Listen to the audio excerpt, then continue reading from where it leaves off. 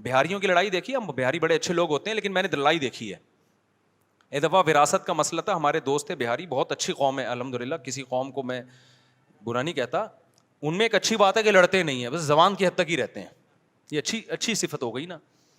تو میں گیا تو وہ ان کی وراثت کا پھڈا ہو گیا تھا, مجھے نہیں پتا تھا دونوں پارٹیاں مجھ پہ راضی نہیں ہیں. ایک پارٹی نے مجھے بلایا کہ آپ فیصلہ کریں.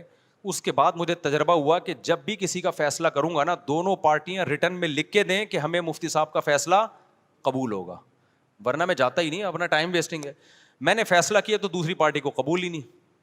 اب دونوں پارٹیاں لڑ رہی ہیں آپس میں, ایک کہہ رہا ہے یہ تو طالبان کو اٹھا کے, میری پگڑی ایسی تھی نا اس میں زیادہ مشہور نہیں تھا, وہ کہہ رہے ہیں تم طالبان کو کہاں سے اٹھا کے لے آئے. یہ 2007 یا 2008 کی بات ہوگی, میری پگڑی ہمیشہ سے یہ اسٹائل رہا ہے, جس کو میرا فیصلہ قبول نہیں تو تم تو طالبان کو اٹھا کے لے, تو دہشت گرد ہیں. ابے میں نے کہا میں تو یہاں بیٹھا ہوا ہوں بھائی, تو پگڑی میری دیکھ کے نا, تو جو الزامات ان کے آ رہے تھے بار وہ لڑ پڑے نا.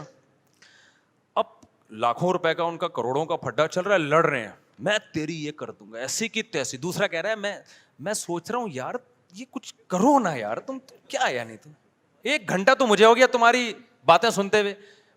میں یوں کر دوں گا, وہ کہہ رہے ہیں میں یوں کر دوں گا, وہ کہہ رہے ہیں میں یوں کر دوں گا, وہ کہہ رہے ہیں میں یوں کر دوں گا. تو بھائی تھوڑا سا کرو بھی تو صحیح نا, بہت ہو گیا یار 1 گھنٹے سے میں یہ سن رہا ہوں. وہ دوسرا کہتا تو کر کے دکھا, تو کر کے دکھا. وہ کہہ رہا ہے میں تو کروں گا, کہہ رہا ہے تو کر کے دکھا, میں کروں گا. 1 گھنٹہ ہو گیا, مجھے لگا کہ بھائی یہ کچھ بھی نہیں کریں گے. مجھے اپنی پوزیشن پتا چل گئی کہ میرا فیصلہ ایک فریق مان رہا ہے, دوسرے کو تو میں طالبان لگ رہا ہوں. ٹھیک ہے نا, ہم نے کہا پتلی گلی سے کیا کرو, نکلو یہاں سے.